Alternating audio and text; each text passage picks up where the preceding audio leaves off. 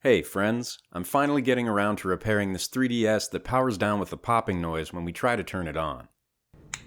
In an earlier video, we identified the root of the problem, and I'll give a semi-brief recap on that now. There's a link to the first video on the screen if you want to see the full details. Back then, I suspected the problem was likely related to a screen connection issue, so I attempted basic things like removing and reconnecting relevant cables, to no avail. Eventually, I noticed that I could get the system to power on when things were oriented in a specific way, but otherwise the system would shut down. It turned out there was a tear in the flex cable for the top screen, causing an intermittent connection.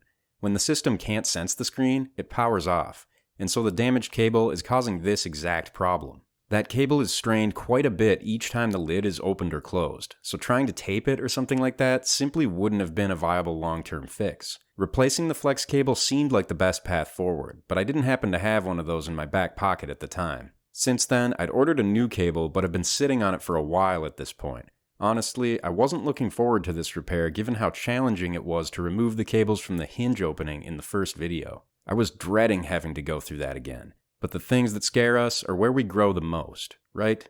Today, we conquer our fears and put this one to bed. I still have everything disassembled from when I first took it apart, and this is where we'll be starting things today. I won't rehash the full disassembly process, so be sure to check out the first video if you want to see that in full detail. Time to get started and pick up where we left off.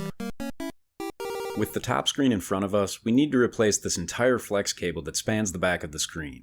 First, we can overlay the new flex and use the old one as a reference to make the bend in this portion of the cable. Then, we'll move it out of the way and remove the old cable. There are two locations here to disconnect. And when that's done, the speaker magnetized to the screen is pulled, as well as the coiled segment of the flex. After pulling the other speaker, we can fully separate the old cable from the device. Before we bid our fond farewells to the old Flexi Boy, it's time to bust out the soldering iron, because we need those speakers. Swapping them over to the new cable just means removing and resoldering each speaker in the exact same way we found them on the old cable. With those speakers installed, we can begin assembling the new cable onto the top screen. We'll do a 180-degree fold on the right side as shown and connect these two ends here. It's a little finicky since the cable we're installing is actually getting in the way of us trying to connect to it, and so the tweezers are quite useful to maneuver around that. Bringing in the front top shell, we'll take the screen assembly off our wax paper and put it in place. Now just fitting in the speakers on the left side, and then the right. Need to fasten down the rigid piece here and make sure those speaker wires are tucked into these catches. On the other side, we want to kind of combine everything so that these flexes layer on top of each other appropriately. The hardest part by far, and the reason for my earlier lament, is coiling up all these cables so that they can fit through the hinge opening and the corresponding metal insert, which I assume is supposed to act as something of a bearing so the flex cables have a smooth surface to glide against as the lid rotates. But that backfired because the metal piece is essentially a knife edge that wears on the cable as it flexes back and forth over time, leading to, well, this. Anywho, we're trying to reassemble this thing, not redesign it. So with the three flex cables coiled up, I had to go through the hinge opening first, which took more attempts than I care to admit. Then it was the same process to get through the metal insert. I started to find that using the tweezers helped with coiling the cables more tightly. If you're wondering why I didn't first place the metal insert and then go through everything in one pass, it's because I tried that, and I failed numerous times. With the experience of going through it, I think I could do that on the next one, but first timers, we gotta start simple, you know? Through all that struggle, the cables are finally revealed on the other side of the hinge, and we're in good shape to move on. Now bringing in the front plate for the bottom screen, we need to feed the previous three flex cables through this slit, which is also a little cramped, yet feels like a breeze after what came before it. The free end of the black antenna wire feeds through the loop of the flex cables and out the same direction as them. Now we can close the lid and snap the hinge back into place. It's a little cut off on the video, but hopefully you get the idea. Then we'll do a quick open and close to make sure the hinge feels normal before we move on. Next up, we'll steal the adhesive tab from the old flex for attaching the LED cable to the back of the screen. Push the LED into its slot and stick the cable down. Now placing the 3D adjustment slider and lowering the back shell for the top screen. It pivots down into place. Time to flip the unit over, unfold the lower half, and fasten the upper shell halves in place with the 6 screws as shown. We'll clean up the screen a bit and put the lens back in place. I'm just using the old adhesive that was already on it to do this since it held up well enough during the initial removal. At the time, I did have one of these rubber feet come up with the screen, so I'm just dropping it back in place, again relying on the adhesive that was already there. Yet again, we turn things over to get the buttons and such back in place, starting with this polarizer and the corresponding retainer. It looks normal. Then we'll need to guide the black antenna wire through its channel. Luckily, it still has some of the shape from when it was first installed, so it's pretty straightforward to follow the intended path. It's button time, so we'll put everything back in place along with the rubber membranes, starting with the D-pad, A, B, X and Y, and lastly, the power button. Now we'll place the lower screen and start to connect the main board, beginning with the connector on the bottom side.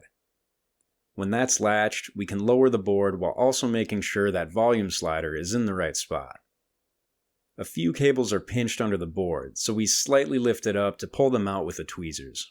Now we can connect the last two screen cables. After the first one is in, we need to fold over the smaller cable from our new part so the gold pins are facing up. It would be a shame to miss this and plug it in upside down, which is something I definitely did not do on my first attempt. And now there are 4 more flexes to plug in on the bottom. We'll start with the one on the lower right here. Moving to the big one near the center, and there's a smaller one just to the left of it. Then we'll spin it around to get to this last one. It's a little tricky since it has to fold under itself to plug in, and we thought the hinge cables were the only hard part. Next up, there are 6 screws needed to fasten down the board. Then we can put these slip sheets back in and connect the joystick. But don't fold it over yet or else it will block the next part from going in. Definitely didn't do that my first time. Oh no. It's not gonna fit now. So the SD card reader connects here with a push-and-place connector. Fold it down, and then we can fold the joystick over and fasten both items in place. Now we can snap the black antenna wire onto the Wi-Fi module and push it into the larger connector on the board. Next thing is to connect this tiny IR board, which uses another push-and-place connector. Then we can finally bring in the back shell half, and we need to reconnect the shoulder buttons to the board before fully closing things up. There are 10 screws to fasten it all together, noting again that the last one by the game slot does require a tri-wing driver. Snap in the battery, close the lid, tighten the 4 screws, and we're done.